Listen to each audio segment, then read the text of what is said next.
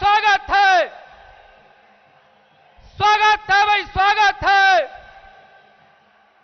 स्वागत है भाई, स्वागत है, स्वागत है भाई, स्वागत है,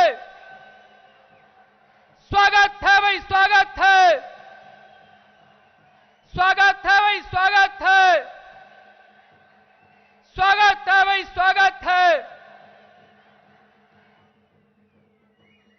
मैं अपने प्रदेश के यशस्वी मुख्यमंत्री आदरणीय जयराम ठाकुर जी से निवेदन करता हूं, अपने देश के यशस्वी प्रधानमंत्री आदरणीय नरेंद्र मोदी जी को टोपी, शॉल और अपने मंडी क्षेत्र की देव प्रतिमा भेंट करके उनका सम्मान करें।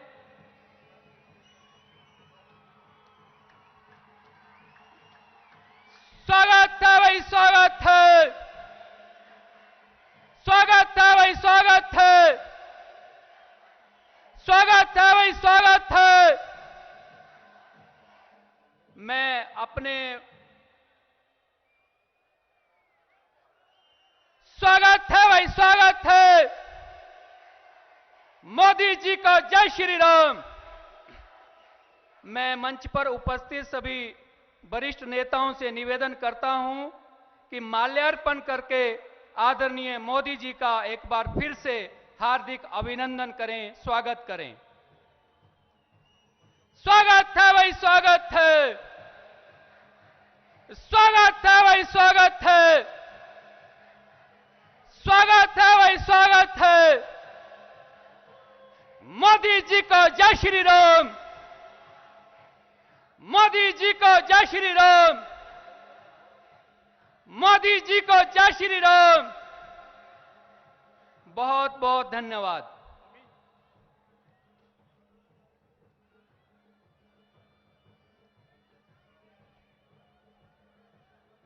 मैं अपने प्रदेश के यशस्वी मुख्यमंत्री आदरणीय जयराम ठाकुर जी से निवेदन करता हूं कि वो मंच पर आएं और इस जन समुदाय को संबोधित करें। आदरणीय जयराम ठाकुर जी।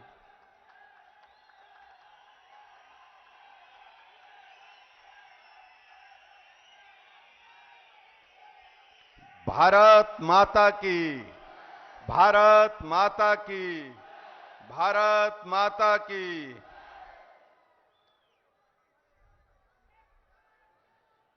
महान भारत के यशस्वी प्रधानमंत्री आदरणीय श्री नरेंद्र मोदी जी,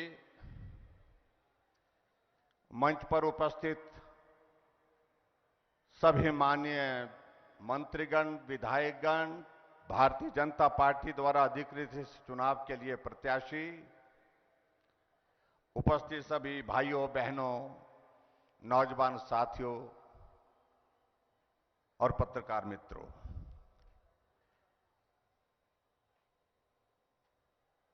मैं देश के यशस्वी प्रधानमंत्री नरेंद्र भाई मोदी जी का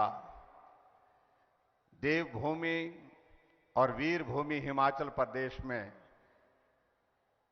हिमाचल की जनता की ओर से हार्दिक अभिनंदन करता हूं, स्वागत करता हूं।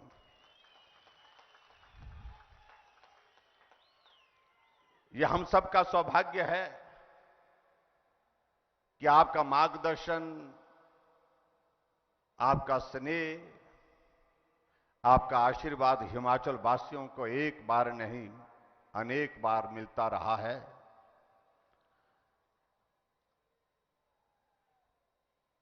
और आज अगर हम इस सुंदर नगर के इस मैदान में यहां पर एकत्रित हैं, निश्चित रूप से मैं इस बात को कह सकता हूं कि आपके आशीर्वाद और शुभकामनाओं से इस विधानसभा के इस चुनाव में जो मंडी जिला,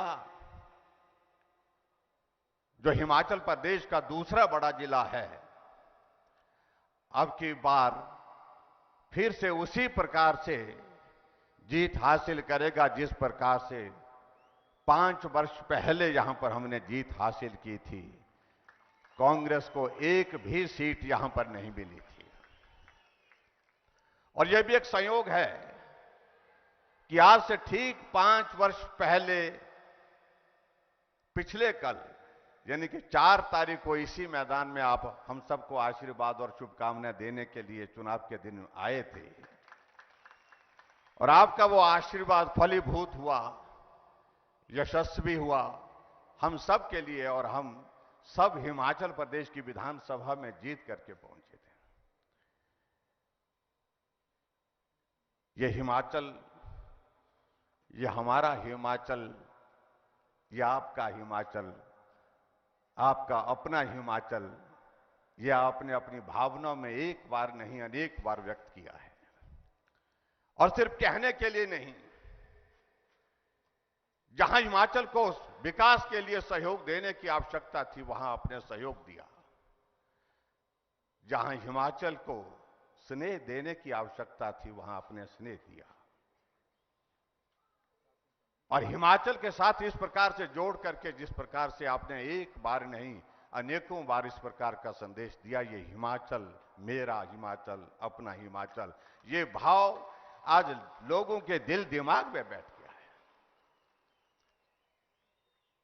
अगर बिलासपुर अगर आप आते हैं ऑल इंडिया मेडिकल इंस्टीट्यूट का उद्घाटन करने के लिए तो आप बिलासपुर ही नहीं रुकते हैं, बिलासपुर से जाकर के कुल्लू पहुंचते हैं। कुल्लू के दशहरे के मेले में रघुनाथ जी का आशीर्वाद लेने के लिए ढालपुर के उस मैदान में पहुंचते हैं। और हमारे लिए सचमुच ये सपने जैसी बात थी, कभी कल्पना नहीं कर सकता था हिमाचल की देश के प्रधानमंत्री दशहरे के इस अवसर पर वहां पर भाषण देने नहीं, सभा को संबोधित करने के लिए नहीं, सरकारी काम से नहीं, सिर्फ देव दर्शन के लिए, देवताओं का आशीर्वाद लेने के लिए पहुंचे। ये हमारे लिए कल्पना से परे की बात थी। आपने कहा कि मैं रघुनाथ जी के रथ के पास जाऊंगा, सुरक्षा बालू ने कहा कि यह संभव नहीं, लेकिन आपने कहा कि मुझे जाना है और आप भीड़ को चीरते हुए रघुनाथ जी का आशीर्वाद लेने के लिए रघुनाथ जी के रथ के पास पहुंचे। और यही नहीं, वहां देवताओं का सम्मान करने के लिए आप 15 मिनट तक जो वहां पर एक व्यवस्था की गई थी उस मंच पर खड़े होकर के आपने देवी देवताओं को नमन किया, देवभूमि के देवी देवताओं का सम्मान किया। उसके लिए हम सब आपके आभारी हैं। जिस प्रकार से देव संस्कृति को आपने सम्मान दिया, ऐसा नहीं लग रहा था कि देश के प्रधानमंत्री यहां आए, ऐसा लग रहा था जो हिमाचल की परंपराओं से अच्छी तरह से वाकिफ हैं, जो हिमाचल की परंपराओं में रचे बसे हैं और वो इस प्रकार से देव संस्कृति का सम्मान करने के लिए आप यहां पर खड़े हैं। सचमुच में हमारे लिए वो क्षण बहुत भावुक था। आप हिमाचल प्रदेश की ही बात नहीं, आप केदारनाथ गए, अभी हाल ही में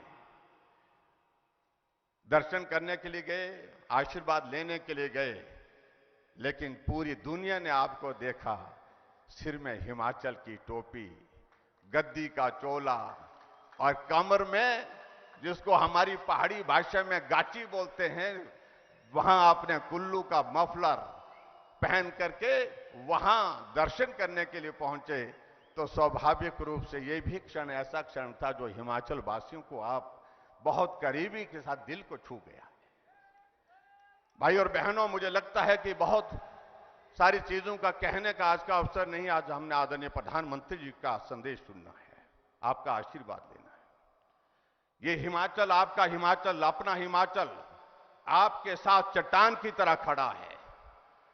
और इस बार हिमाचल प्रदेश में पहले की तरह हमने बात नहीं रखी है कि हर चुनाव में एक बात होती थी कि हम जीतेंगे, हम चुनाव लड़ रहे हैं, हम सरकार बनाएंगे, लेकिन अब की बार हमने हट कर के बात कही है, जीत तो हासिल करेंगे ही, लेकिन उसके साथ साथ हमने कहा है कि अब की बार एक और शुरुआत करेंगे, अब की बार रिवाज बदलेंगे। ये भी हमने हिमाचल प्रदेश में आज कहा है। आपके आशीर्वाद से हिमाचल प्रदेश के लिए अगर विकास की दृष्टि से हम बात कहें, कहां हमको हिमाचल को पहले स्पेशल कैटेगरी स्टेट से हटा दिया था।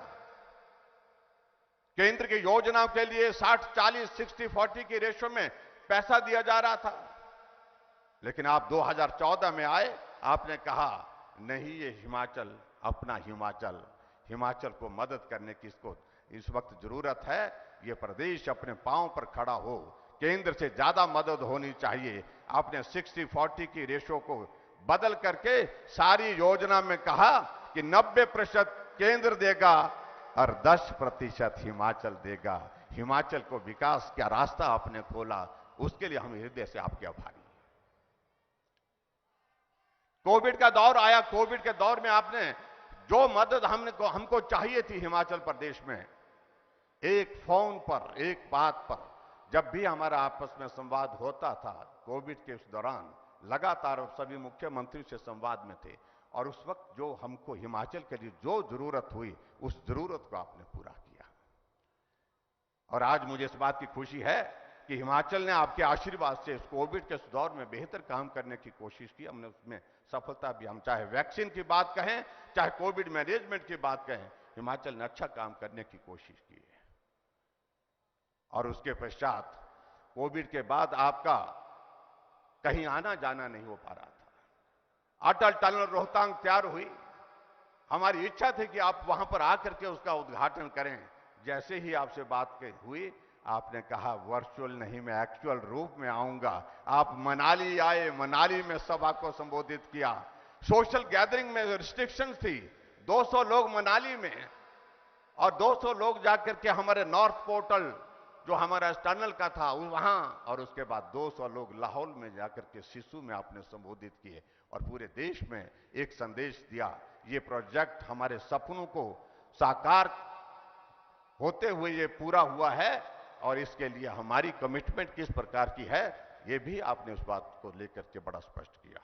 आदरणीय प्रधानमंत्री जी, ऑल इंडिया मेडिकल इंस्टीट्यूट आपका एक बहुत बड़ा तोहफा हिमाचल जैसे छोटे प्रदेश के लिए। हम हिमाचल वासियों के लिए एम्स का मतलब दिल्ली होता था, आज हम हिमाचल वासियों के लिए एम्स का मतलब बिलासपुर हो गया। आपने ट्रिपल आईटी और हिमाचल जैसे छोटे प्रदेश के लिए बल्क ड्रग फार्मा पार्क, जहां पूरे देश में 3 बल्क ड्रग फार्मा पार्क मिले, एक हिमाचल को दिया, सबसे पहले हिमाचल को दिया। छोटा है हिमाचल, लेकिन छोटे बच्चे को जिस तरह से लाड प्यार करते हैं, सबसे पहले हिमाचल का उसमें नंबर आया, हिमाचल को आपने दिया। पूरे देश भर में अगर वंदे भारत ट्रेन की शुरुआत 4 जगह हुई, तो इसमें से एक की शुरुआत आपने हिमाचल प्रदेश के ऊना से की। पूरे देश भर में अगर पीएमजीएसवाई की, अगर प्रधानमंत्री ग्राम सड़क योजना का फेज 3 की अगर शुरुआत हुई, तो आपने कहा कि ये चंबा से हम शुरू करेंगे। आप चंबा के चौगान में पहुंचे, वर्षों के बाद, 1981 के बाद कोई प्रधानमंत्री वहां पहुंचे, और जिस तरह से भावुक होकर के चंबा के लोगों ने आपका अभिनंदन किया, स्वागत किया, मुझे लगता है कि वो आपके मस्तिष्क में लंबे समय तक के लिए दिल दिमाग में एक छाप छोड़ करके गया। और हमारे भी, ये भी मैं कहना चाहता हूं, बहुत सारी चीजों का जिक्र करते हुए मैं समझता हूं कि आज का ये वक्त नहीं है। आदरणीय प्रधानमंत्री जी, मैं इतना जरूर कहना चाहता हूं, आपके आशीर्वाद से हिमाचल प्रदेश में हमने प्रयत्न किया है अपनी केंद्र की योजनाओं को आगे बढ़ाने का। प्रदेश की विभिन्न योजनाओं के माध्यम से हिमाचल प्रदेश के गरीब के करीब रहकर के सेवा करने का, और वो अवसर आपने हमें दिया। आपका 5 वर्ष तक जो आशीर्वाद मिला, उसके लिए मैं आपका हृदय से आभार व्यक्त करता हूं, और आने वाले समय के लिए आपकी शुभकामनाएं हमको आगे बढ़ने के लिए मिलेगी। ये हिमाचल आपके साथ चट्टान की तरह खड़ा रहेगा, और हिमाचल का एक लक्ष्य है, हमारे देश के यशस्वी प्रधानमंत्री नरेंद्र भाई मोदी जी को ताकत देना, मजबूती देना, और डबल इंजन की सरकार, ये क्रम बना रहे, ऐसी बात कहते हुए एक बार फिर से मैं देवभूमि हिमाचल में आपका अभिनंदन करते हुए अपनी बात पूरी करता हूं। बहुत बहुत धन्यवाद, नमस्कार, जय हिंद, जय हिमाचल। भारत माता की, भारत माता की, भारत माता की। धन्यवाद।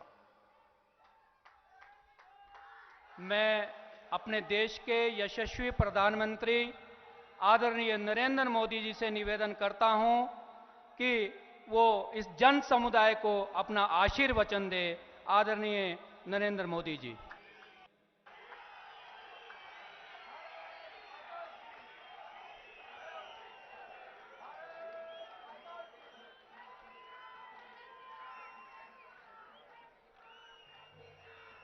भारत माता की। एक बार मोदी जी, बार बार मोदी जी। मोदी जी का स्वागत है, स्वागत है भाई, स्वागत है। भारत माता की, भारत माता की। हाटेश्वरी माता, शीतला माता, शिकारी माता और देवभूमि रे सारे देवी देवताओं आगे मैं अपना माथा टेको। इस पवित्र देवभूमि रे तुसे सभी लोकानो मेरा प्रणाम। साथियों, मुझे कुछ दिन पहले ही मंडी आना था, लेकिन मौसम अचानक खराब हो गया था। बारिश इतनी तेज थी, लेकिन लोग मैदान में डटे हुए थे। तब मैंने हिमाचल की युवा शक्ति को, आपको वर्चुअली टेक्नोलॉजी के माध्यम से संबोधित किया था। लेकिन उसी समय मैंने मन में ठान लिया था, मैंने संकल्प लिया था कि जब भी हिमाचल में चुनावी रैलियां शुरू होगी, सबसे पहले मैं मंडी जाऊंगा और आप लोगों से क्षमा मांगूंगा। मंडी के लोगों ने, हिमाचल के लोगों ने इतना कष्ट उठाया, मैं पहुंच नहीं पाया। उसकी पीड़ा मेरे मन में हमेशा रहेगी। लेकिन आज मुझे उतना ही अच्छा भी लग रहा है, क्योंकि आज हिमाचल की मेरी पहली सभा मंडी से ही हो रही है, सुंदरनगर में हो रही है।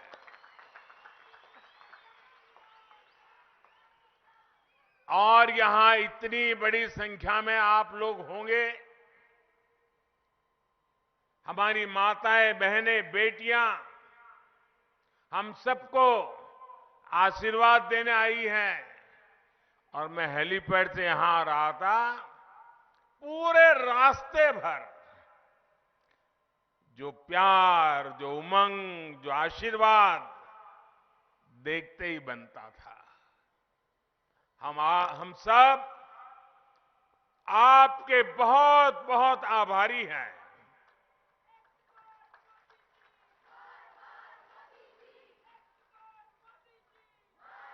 साथियों, ये देवभूमि से मेरा नाता इतना निकट रहा है कि आज सुंदरनगर में भी मैं पहले भी बहुत बार आना होता था। मैंने निहरी की चढ़ाई भी चढ़ी है और सराज, कुल्लू, किन्नौर, चंबा और कांगड़ा के दुर्गम क्षेत्र भी पैदल नापे हैं। दोस्तों, यहां के रास्ते, ये सुंदरनगर की इतनी सुंदर बीबीएमबी झील, उसे कोई कैसे भूल सकता है।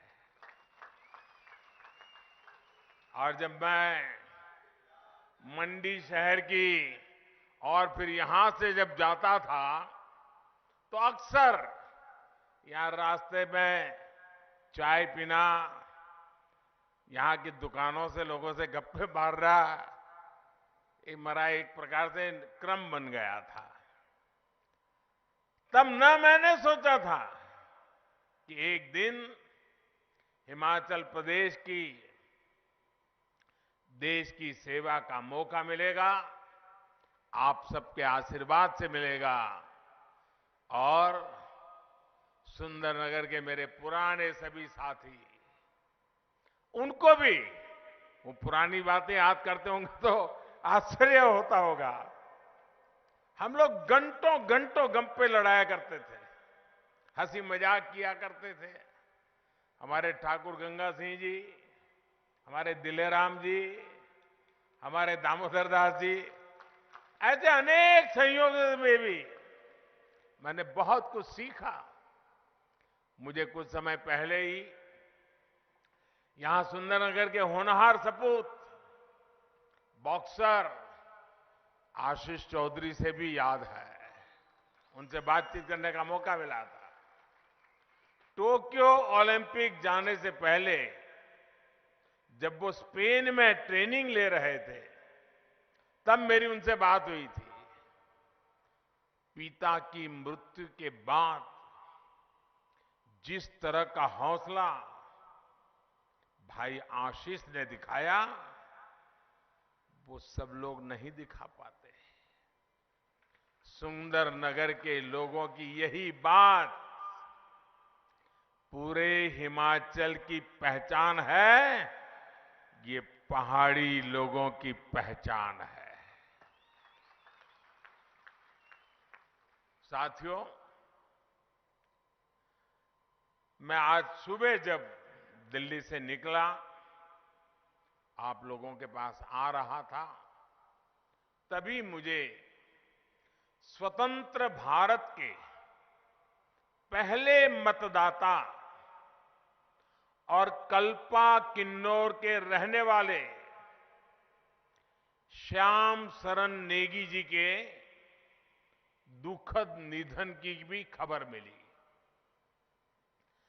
106 वर्षीय नेगी जी ने अपने जीवन में 30 से ज्यादा बार मतदान किया था। इतना ही नहीं, अभी 2 दिन पहले 2 नवंबर को ही ये जो विधानसभा चुनाव हो रहे हैं, उसके लिए भी उन्होंने पोस्टल बैलेट के माध्यम से वोट दिया था। जाने से पहले भी उन्होंने मतदान करके अपना कर्तव्य निभाया।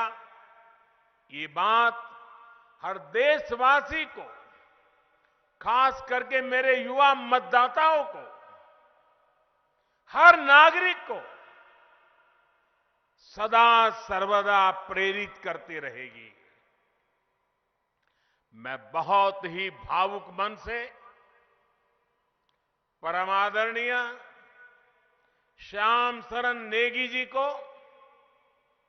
सर झुका करके श्रद्धांजलि देता हूं। उनके परिजनों के प्रति अपनी संवेदनाएं व्यक्त करता हूं।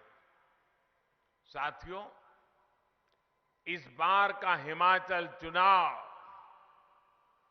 बहुत खास है। खास इसलिए क्योंकि इस बार 12 नवंबर को जो वोट पड़ेंगे, वो वोट सिर्फ आने वाले 5 वर्ष के लिए नहीं है। इस बार 12 नवंबर को पड़ने वाला एक एक वोट हिमाचल के अगले 25 साल की विकास यात्रा तय करेगा।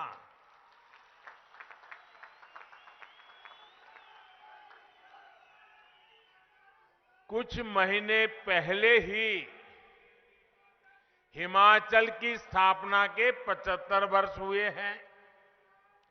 कुछ सप्ताह पहले ही भारत ने भी अपनी आजादी के 75 वर्ष पूरे किए हैं। जब भारत अपनी आजादी के 100 साल मनाएगा, उसी के आसपास हिमाचल भी अपनी स्थापना के 100 साल पूरे करेगा।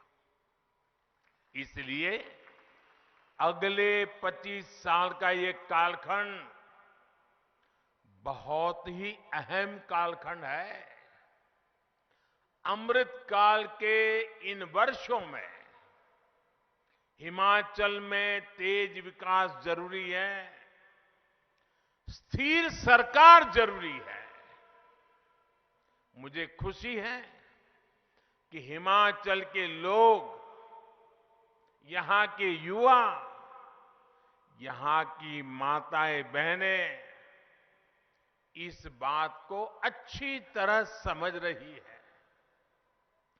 वो जानते हैं भाजपा यानी स्थिरता, भाजपा यानी सेवा भाव, भाजपा यानी समभाव, भाजपा यानी नीतियों में स्थायी भाव और भाजपा यानी विकास को सर्वोच्च प्राथमिकता।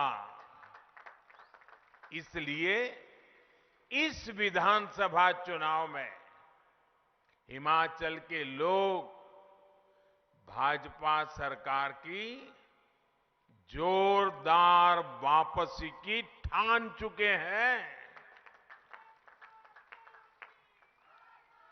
और फौजियों की ये धरती, वीर माताओं की ये धरती जब कुछ संकल्प ले लेती है तो उसे सिद्ध करके ही दिखाती है। भाइयों और बहनों, आजादी के बाद कांग्रेस ने बहुत लंबे समय तक हिमाचल प्रदेश पर शासन किया है। कांग्रेस के लिए सरकार में आना, सरकार में रहना राजपाट चलाने जैसा ही रहा है। हिमाचल में पहाड़ी राज्यों में तो कांग्रेस दशकों तक तरसाओ, लटकाओ, भटकाओ, यही उनकी रीति थी, यही उनकी नीति थी।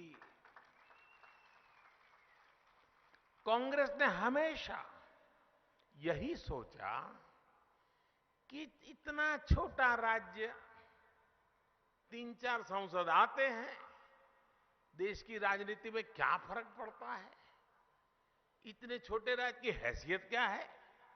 अरे होता है, चलता है, करो न करो कौन पूछता है भाई। बड़े बड़े राज्य होंगे, ज्यादा एमपी होंगे, उसकी तो आवाभगत होगी, हिमाचल की क्यों होगी। इसी सोच की वजह से कांग्रेस ने हिमाचल के विकास को कभी भी प्राथमिकता नहीं दी। इसी वजह से हिमाचल लगातार पीछे होता चला गया। बीच बीच में आपने यहां भाजपा की सरकारें बनाई तो कुछ काम आगे बढ़ा और सद्भाग्य ये रहा कि पहले अटल जी थे, यहां धूमल जी थे। अब मुझे सेवा का मौका दिया, मैं हिमाचल को मैं भी अपना घर मानता हूं और इधर आपने जयराम जी को दे दिया। लेकिन उन दिनों को याद रखिए जब दिल्ली में भाजपा का सरकार थी, हिमाचल में भाजपा सरकार थी, काम तेजी से चल रहे थे। लेकिन जैसा ही 5 इसके 5 उसके 5 इसके 5 उसके ये वाले चक्कर में पड़ गए और जैसे ही कांग्रेस वाले वापस आए, सारे काम ठप कर दिए, वो अपनी कटकी ढूंढने में लग गए। इस वजह से हिमाचल विकास की ऊंचाई पर नहीं पहुंच पाया जिस पर पहुंचने का हिमाचल का हक था, हिमाचल के लोगों की आवश्यकता थी।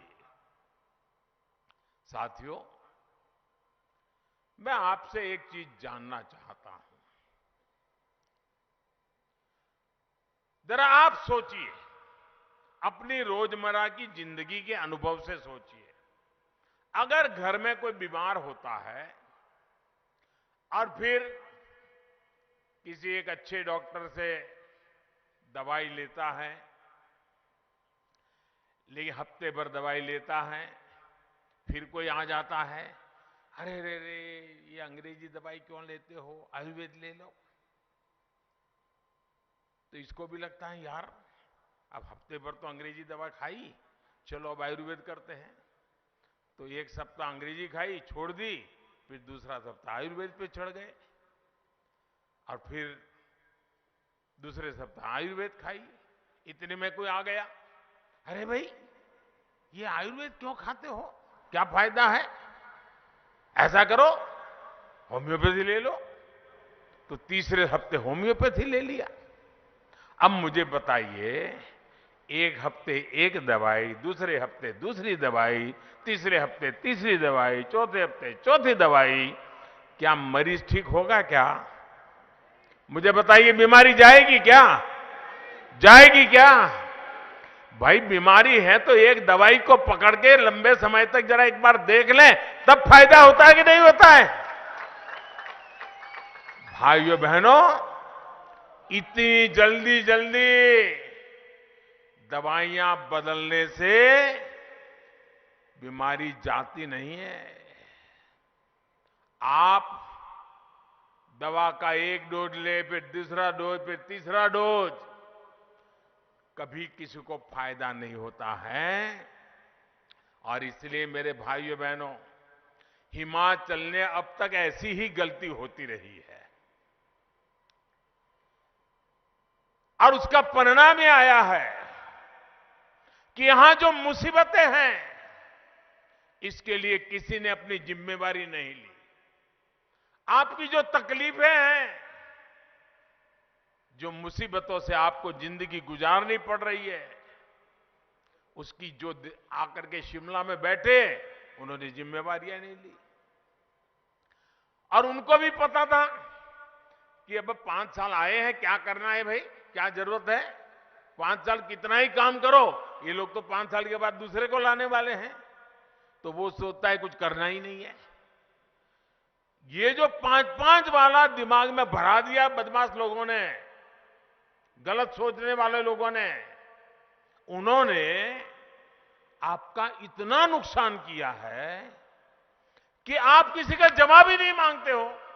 वो तो हाथ ऊपर कहते हैं, हम क्या करें भाई, आपने हमको मौका नहीं दिया, एक बार दिया, हम कुछ काम करें, उतने में तो आपने दूसरे को ला लिया। आप अगर सरकार से जवाब मांगना चाहते हैं, आप अगर सरकार से जवाबदेही चाहते हैं, आप उसको दोबारा मौका दीजिए, ताकि उसको लगे कि हिमाचल की जनता अच्छे काम को आशीर्वाद देती है, तो उसका काम करने का उत्साह डबल हो जाता है। इस बार हिमाचल करेगा ना, इस बार दोबारा लाने का निर्णय करेगा ना, ये पुरानी बातों को छोड़ेगा कि नहीं छोड़ेगा? और मेरे हिमाचल के भाइयों बहनों, आपने मुझे दिल्ली में बिठाया है, मैं आपके लिए कुछ करना चाहता हूं। पिछले 5 साल से कर रहा हूं, आगे भी करना चाहता हूं। मुझे सेवा का मौका दोगे ना? पक्का दोगे? और मैं आपको वादा करता हूं, इस धरती के बेटे के नाते मैं आपके लिए जितना कर सकता हूं, कभी पीछे नहीं रहूंगा भाई। लेकिन अगर यहां आपको ऐसे लोगों को बिठा दिया जो काम को आगे ही न बढ़ने दे, तो क्या होगा? मैं कितना ही दिल्ली से जोर लगाऊं, काम हो पाएगा क्या? रुकावटें आएगी कि नहीं आएगी? इसलिए भाइयों बहनों, यहां भाजपा की सरकार बनाइए, ताकि मैं आपकी सेवा अच्छी तरह से कर सकूं। भाइयों बहनों, कांग्रेस ने अपने लंबे शासन में हिमाचल का जितना नुकसान किया है, उसकी भरपाई के लिए और फिर तेज गति से काम करने के लिए भाजपा को दोबारा जिताना, भाजपा को बार बार जिताना और दिल्ली की मोदी सरकार की भी भाजपा सरकार को पूरी मदद मिलती रहे, ये पक्का करने वाला ये चुनाव है। साथियों, कांग्रेस कैसे काम करती है, इसका मैं आपको एक उदाहरण देता हूं। एक एक चीज याद रखिए, भूलना मत। 50 साल से ज्यादा हो गए जब कांग्रेस ने गरीबी हटाओ की बात कही थी। जब भी आओ गरीबी हटा के नारे लगाओ, गरीबी हटाओ नारे लगाओ, वादा करना, और लोग भी मानते थे हाँ यार गरीबी जाएगी। चुनाव होते गए, गरीबी हटाओ का नारा देकर कांग्रेस सरकार बनाती गई, लेकिन देश से गरीबी नहीं हटी। झूठे वायदे करना, झूठी गारंटी देना, ये कांग्रेस की पुरानी तरकीब रही है। आपको याद होगा, किसानों को कर्ज माफी के नाम पर कांग्रेस किस तरह झूठ बोलती रही, इसका गवाह भी पूरा देश रहा है। कांग्रेस की सच्चाई ये है कि 2012 में जिस घोषणा पत्र पर वो चुनाव जीते, मैं आज से 10 साल पहले की बात कर रहा हूं, उसमें आप निकाल करके देख लीजिए, 2012 में उनके जो वादे किए थे, जो उनके घोषणा पत्र में लिखा था, एक भी काम उन्होंने 2012 से 17 आपने उनको सर आंखों पर बिठाया, आपका एक भी काम उन्होंने किया नहीं, खोल करके देखा नहीं घोषणा पत्र उन्होंने।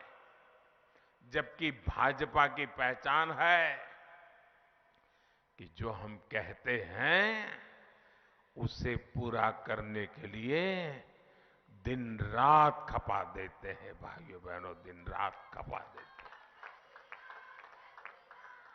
भाजपा जो संकल्प लेती है उसकी सिद्धि करके दिखाती है। भाजपा ने जम्मू कश्मीर से आर्टिकल 370 हटाने का संकल्प लिया था ना? पूरा किया कि नहीं किया? पूरा किया कि नहीं किया? भाजपा ने राम मंदिर बनाने का संकल्प लिया था, और वो निर्णय भी इसी हिमाचल की धरती में, पालमपुर में भाजपा की वर्किंग कमेटी में निर्णय किया गया था। भाइयों, इसी देवभूमि में निर्णय किया गया था।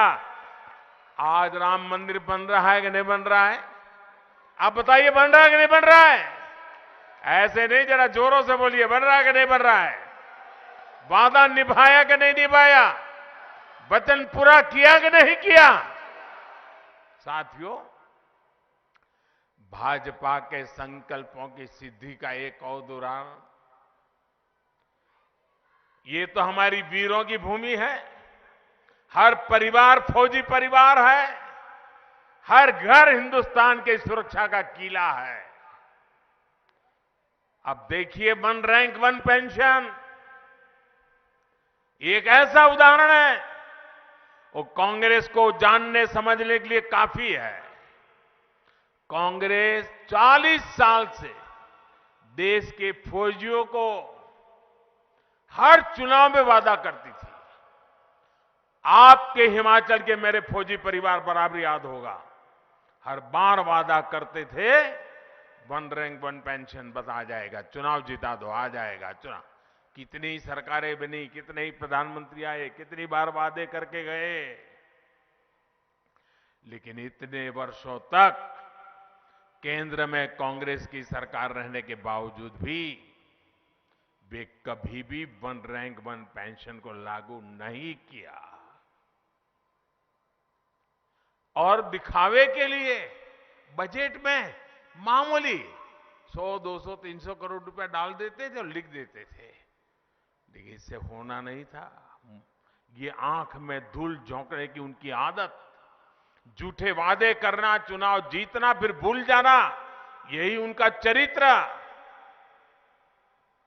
हिमाचल में हर बार वो झूठ बोलते रहे। देवभूमि में झूठ बोला है, देश की वीर माताओं के सामने झूठ बोला, देश के वीर जवानों के सामने झूठ बोला। भाइयों बहनों, मैं हिमाचल में आया था 2014 में, चुनाव में आपके वोट मांगने के लिए आया था और मैंने हिमाचल में आकर के मैं कहा था, मैं जानता हूं मामला बहुत बड़े धन का है, धन खर्च करना पड़ेगा, तिजोरी खाली करनी पड़ेगी, लेकिन ये वादा मैं पूरा करूंगा। भाइयों बहनों, वन रैंक वन पेंशन का वादा हमने पूरा किया कि नहीं किया? किया कि नहीं किया? वादा 40 साल तक उन्होंने किया था, नहीं पूरा किया। हमने वादा किया, 5 साल के भीतर पूरा कर दिया था। भाइयों, जुबान की कीमत होती है और लोकतंत्र में भारतीय जनता पार्टी की जुबान जनता जनार्दन को समर्पित होती है, जनता जनार्दन के लिए संकल्पित होती है। भाइयों, वन रैंक वन पेंशन लागू होने की वजह से हमारे रिटायर्ड फौजी साथियों की जेब में, उनके परिवार के पास पहले जो पेंशन जाता था उससे अतिरिक्त और 60,000 करोड़ रुपया मेरे इन फौजी परिवारों के जेब में गए। भाइयों, 60,000 करोड़ रुपया बहुत बड़ी अमाउंट होती है। आप ध्यान दीजिए साथियों, क्या कांग्रेस सरकार होती तो ये 60,000 करोड़ रुपया मेरे फौजी परिवारों के घर में आते क्या? फौजी परिवारों के विधवाओं के घर में जाते क्या? भाइयों बहनों, कांग्रेस की सरकार होती तो आज भी वन रैंक वन पेंशन के नाम पर आप लोगों को ठगती रहती। साथियों, उनके वादे कभी सही नहीं निकले। इस चुनाव में भी वादे करने में पीछे नहीं हटेंगे, उन पे भरोसा मत करना। कांग्रेस का एक और इतिहास रहा है जिसकी बहुत चर्चा नहीं हुई है। आज के युवा तो ये भी नहीं जानते होंगे कि आजादी के बाद देश का पहला घोटाला कांग्रेस ने रक्षा क्षेत्र में ही किया था। तब से लेकर जब तक कांग्रेस की सरकार रही, तब तक उसने रक्षा सौदों में जमकर दलाली खाई, हजारों करोड़ के घोटाले किए। इसके साथ ही कांग्रेस ने एक और बात सुनिश्चित की। कांग्रेस कभी नहीं चाहती थी कि देश रक्षा साजो सामान के मामले में आत्मनिर्भर बने। वो सेना के लिए हर खरीद में कमीशन चाहती थी, अपने नेताओं की तिजोरी भरना चाहती थी। इस वजह से हमेशा हथियार खरीदने में देरी की गई। इसका नुकसान किसे हुआ? इसका सबसे बड़ा नुकसान हुआ हिमाचल की उस वीर माताओं को जिसने अपना बेटा मातृभूमि की रक्षा के लिए बॉर्डर पर लड़ने के लिए भेजा था। इसका सबसे बड़ा नुकसान हमारे हिमाचल की बहन बेटियों को हुआ। उन बहनों ने जिसने अपना भाई दुश्मन से मोर्चा लेने के लिए सीमा पर भेजा था। इसका नुकसान हिमाचल की हजारों महिलाओं ने उठाया, हजारों बच्चों ने उठाया। हथियारों में दलाली खाकर कांग्रेस ने कितनी ही जिंदगियों के साथ खिलवाड़ किया है। मैं हिमाचल की किसी माता, बहन, बेटी के साथ यह अन्याय नहीं होने दूंगा। इसलिए आज भारत आत्मनिर्भर होने का अभियान चला रहा है, अपने हथियार खुद बनाने पर जोर दे रहा है। साथियों, कांग्रेस देश की रक्षा की ही नहीं, बल्कि देश के विकास की भी हमेशा से विरोधी रही है। गुजरात में इतने साल मुख्यमंत्री रहते हुए मैंने इसे खुद महसूस किया है। जब 2014 में आपने मुझे सेवा का अवसर दिया तो मैं चाहता था कि हिमाचल में विकास की योजना तेजी से आगे बढ़े। मैं 2014 की बात कर रहा हूं। जब मैं दिल्ली में बैठा तो हिमाचल के साथ मेरा लगाव रहा था, हिमाचल ने मुझे बहुत प्यार दिया था, तो मुझे स्वाभाविक बैठते ही हिमाचल याद आना बहुत स्वाभाविक था। लेकिन भाइयों बहनों, उस समय यहां कांग्रेस की सरकार थी और मुझे आज भी याद है केंद्र सरकार की अनेकों योजनाओं को कैसे यहां की कांग्रेस सरकार ने लागू नहीं होने दिया, अड़ंगे डाले, रुकावटें डाली। उनके दिमाग में तो यही नशा था कि मोदी होता कौन है, ये दिल्ली सरकार होती कौन है, हमारी मर्जी क्या करे क्या ना करे, और मोदी की योजनाओं को लागू करेंगे तो ये हिमाचल के लोग तो मोदी को अपना नेता मानेंगे, हमें तो मानेंगे नहीं। इसी चिंता में दिल्ली से मैं योजना भेजता था, पैसे भेजता था, वे इसको अड़ंगे लगा करके बैठ जाते थे। मैं इसका एक उदाहरण देता हूं आपको। 2014 से और 2016 के बीच यहां कांग्रेस की सरकार थी और दिल्ली में आपने मुझे बिठाया था। हमने प्रधानमंत्री आवास योजना शहरी के तहत घर बना लिए। जो शहर में लोग हैं जिनके पास अपने घर नहीं है, जैसे सुंदरनगर हो, मंडी हो, शिमला हो, कांगड़ा हो, जिनके पास घर नहीं है, भाई उनको घर होना चाहिए। और ये पहाड़ों में ठंड में झुग्गी झोपड़ी में जिंदगी बसर करते, उनको अच्छा पक्का छत वाला घर मिलना चाहिए। तो हमने प्रधानमंत्री शहरी घर बनाने की योजना के तहत हमने पैसे दिए। उनका काम था सिर्फ उन पैसों को खर्च करके लागू करना। 2014 से 17, ये मेरे पत्रकार मित्र भी आंखें फट जाएगी आपकी सुन करके, 2014 से 17 इतनी बड़ी सरकार, इतना बड़ा मेरा हिमाचल, ये मेरी वीर भूमि, वीर माताएं, कितने घर बने होंगे। 14 से 17 पैसे भारत सरकार दे रही थी, कितने घर बने होंगे आप अंदाज लगा सकते हो।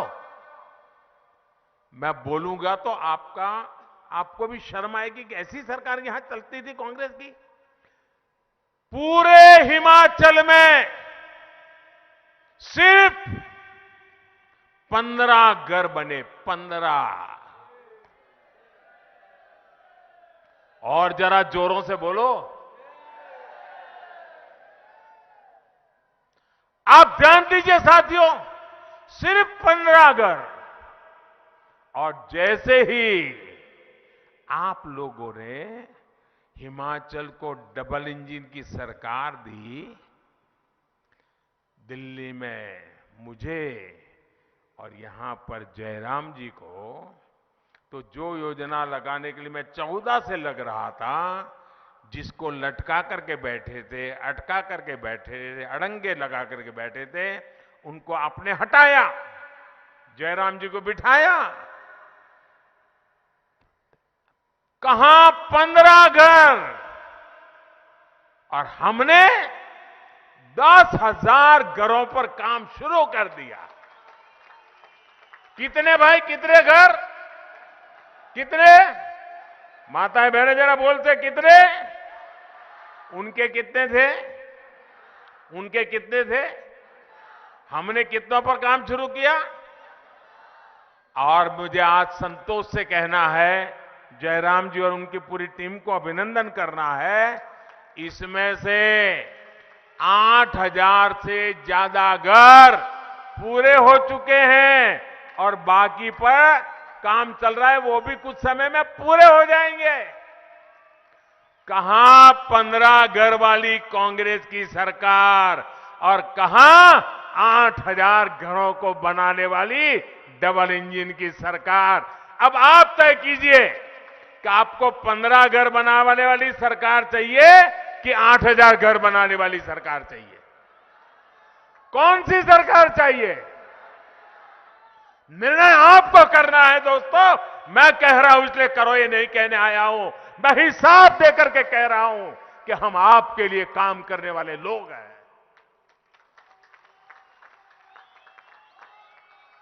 यानी 2017 के बाद से भाजपा सरकार में हिमाचल के विकास ने अभूतपूर्व तेजी पकड़ी है। मैं आज भी ये सोचकर परेशान हो उठता हूं कि अगर 2017 में भी हिमाचल में कांग्रेस की सरकार आती, जयराम जी की सरकार ना आती, तो क्या होता दोस्तों? 15 के बजाय 25 घर बना लेते, 25 नहीं तो 50 बना लेते। साथियों, बीते 2-2.5 साल में दुनिया की इतनी बड़ी महामारी, हिमाचल लोगों ने भी इसका मुकाबला किया है। भाजपा की सरकार में हिमाचल ने देश में सबसे पहले 100% टीकाकरण का लक्ष्य हासिल किया। आप कल्पना करिए, अगर महामारी के समय भी यहां कांग्रेस होती तो क्या होता? कांग्रेस का तो इतिहास है कि उसने गंभीर से गंभीर बीमारी के टीकों के लिए भी देश के लोगों को बरसों बरसों तक इंतजार करवाया था। और हिमाचल में टीका लगवाने का मतलब सिर्फ एक नागरिक की जान से जुड़ा हुआ नहीं है। जब हिमाचल में सबको टीका लग गया तो बाहर से आने वाले टूरिस्टों को भरोसा हो गया कि हिमाचल सेफ है। फिर से टूरिज्म ने गति पकड़ना शुरू किया, यहां के लोगों की रोजी रोटी चल पड़ी। ये वैक्सीन की ताकत थी और ये जयराम जी और भाजपा सरकार की ताकत थी कि उन्होंने पूरे देश में हिमाचल को पहला, और मैं यहां के हमारी आशा वर्करों, हमारे आंगनवाड़ी वर्कर, हमारे गांव में काम करने वाले हेल्थ वर्कर, उनको आज नमन करता हूं कि उन्होंने पहाड़ों पर चल करके, जाकर के, बर्फीली जगह पर जाकर के भी वैक्सीनेशन का काम कर लिया और जिंदगी बचाने का काम कर लिया, और मुफ्त में, एक पैसा नहीं लिया किसी भाइयों बहनों। कोरोना के समय में अगर हिमाचल में कांग्रेस होती तो हिमाचल में सबसे अंत में टीके पहुंचते, क्योंकि 4 सीट वाले हैं, क्या लेना देना। दूर दराज वाले क्षेत्र तो आज भी कोरोना वैक्सीन का इंतजार कर रहे होते भाइयों। 100 साल की सबसे बड़ी आपदा में ये डबल इंजन की सरकार आज भी हिमाचल के गरीबों को, लाखों गरीब परिवारों को मुफ्त राशन दे रही है।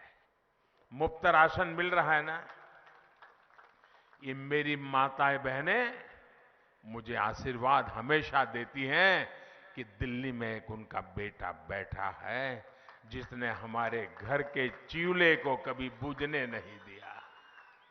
दिल्ली में एक ऐसा बेटा बैठा है जिसने कभी हमारे घर के चूल्हे को बुझने नहीं दिया। कोई रात ऐसी नहीं थी जब बच्चों को भूखे सोना पड़े, क्योंकि दिल्ली में एक बेटा बैठा था जो जागता था कि मेरा बेटा खा करके सो जाए। और इसलिए भाई कांग्रेस की सरकार होती तो गरीब का राशन लूट जाता दोस्तों, गरीब की रसोई तक नहीं पहुंचता। साथियों, 2017 में कांग्रेस की सरकार ना बनाकर भाजपा को सेवा का मौका देकर हिमाचल के लोगों ने इस देश भूमि की रक्षा करने का काम किया है। अगर हिमाचल के लोगों ने भाजपा को सेवा का मौका नहीं दिया होता तो आज 9 लाख नए घरों में नल से जल नहीं पहुंचता भाइयों। अगर हिमाचल के लोगों ने हमें सेवा का मौका नहीं दिया होता तो यहां की लाखों रसोइयों में उज्ज्वला का सिलेंडर नहीं पहुंचता। अगर हिमाचल के लोगों ने भाजपा को सेवा का मौका नहीं दिया होता तो आयुष्मान योजना और हिम केयर योजना के तहत 4 लाख लोगों को मुफ्त इलाज नहीं मिलता। अगर यहां 2017 में भाजपा सरकार नहीं बनती तो अटल टनल का काम शायद वहीं अटका लटका पड़ा होता, वो काम कभी पूरा नहीं होता। साथियों, आज अटल टनल से हमारी योजनाओं को भी फायदा हो रहा है। लाहौल स्पीति के मेरे भाई बहनों को आजादी के बाद पहली बार जीवन का उनका सुख का समय आया है। ये काम हमने किया है और इसे आप हमेशा याद रखिए। ये सब किसने किया? ये सारा काम किसने किया? ये काम किसने किया? ये काम की जरा जोर से बताइए, किसने किया? ये काम किसने किया? आपका जवाब गलत है। आपका जवाब गलत है। ये मोदी जी ने नहीं किया है, ये जयराम जी ने नहीं किया है, ये तो आपके एक वोट ने किया है। ये आपके वोट की ताकत है, इसलिए हुआ है। वोट सही जगह पर डाला तो इतने सारे काम किए। इस बार भी आपका वोट सही होगा, आगे भी इससे भी बढ़िया काम होंगे भाइयों बहनों। हिमाचल के लोगों का एक वोट आज हिमाचल में इंफ्रास्ट्रक्चर का काम तेजी से करा रहा है। यहां रेल रोड का नेटवर्क बनवा रहा है। आप सोचिए, यहां से चंडीगढ़ से मनाली हाईवे को बने कितने साल हो गए थे।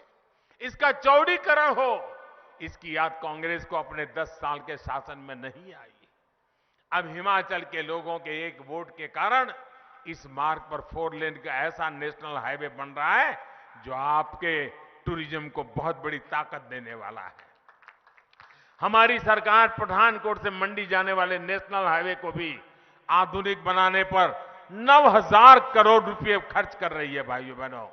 पिछली कांग्रेस सरकार के समय गांव में जितनी सड़कें बनवाई गई थी, हमारी सरकार ने उससे 2 गुनी सड़कें बनाकर दिखा के दिया है आपको भाइयों। डबल तेजी से काम, डबल इंजन की सरकार की पहचान है।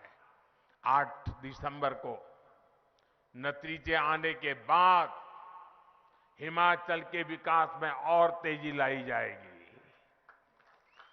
भाजपा की सरकार ने आगे के रोड मैप पर काम करना शुरू कर दिया है। हिमाचल के बॉर्डर पर बने गांव में विकास के लिए, वहां कनेक्टिविटी और टूरिज्म बढ़ाने के लिए वाइब्रेंट बॉर्डर विलेज योजना शुरू की जा चुकी है। हिमाचल में कनेक्टिविटी बढ़ाने के लिए रोपवे से प्रमुख स्थानों को जोड़ने के लिए हमने पर्वतमाला योजना चलाई जा रहा शुरू की है। यहां डबल इंजन की सरकार की वापसी के बाद ऐसे विकास कार्यों में और तेजी लाई जाएगी। बस आपको एक बात याद रखनी है, हर बूथ पर कमल का फूल ही भाजपा का उम्मीदवार है। याद रहेगा ना, हमारा उम्मीदवार सिर्फ कमल का फूल ही है। जहां कमल का फूल दिखे वो ही भाजपा का उम्मीदवार है। कमल के फूल पर पड़ा हर वोट मुझे ताकत देगा, हिमाचल के इस बेटे को दिल्ली में बड़ी ताकत देगा, मंडी को, कुल्लू को, रामपुर को, किन्नौर को, लाहौल स्पीति को ताकत देगा। मैं विशेष रूप से इतनी बड़ी तादाद में आई माताओं बहनों कहूंगा कि माताएं बहनें अधिक से अधिक संख्या में इस बार वोट करने के लिए लोगों को प्रेरित करें। आप भी ज्यादा से ज्यादा वोट करिए, महिलाओं के वोटिंग के सारे रिकॉर्ड तोड़ दीजिए भाइयों बहनों।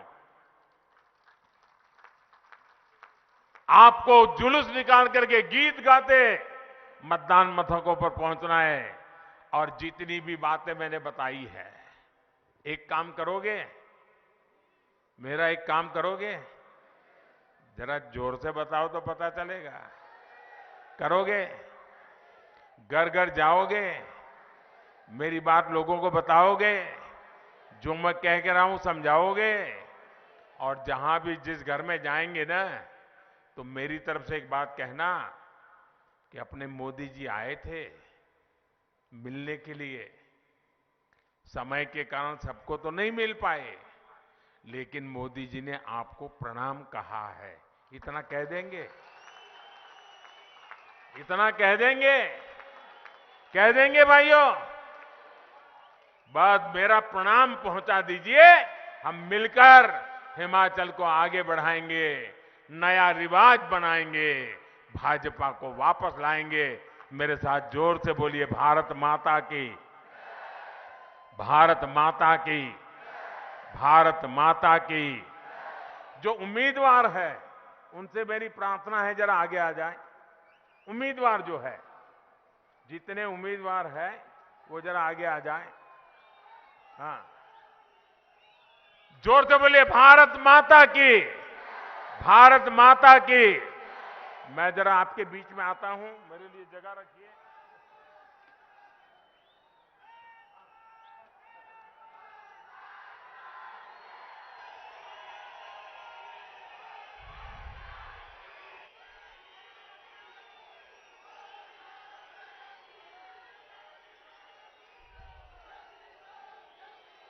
एक बार भाजपा, एक बार भाजपा, बार बार भाजपा, बार बार भाजपा।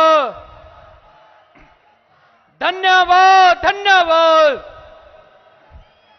धन्यवाद, धन्यवाद, धन्यवाद, धन्यवाद, धन्यवाद,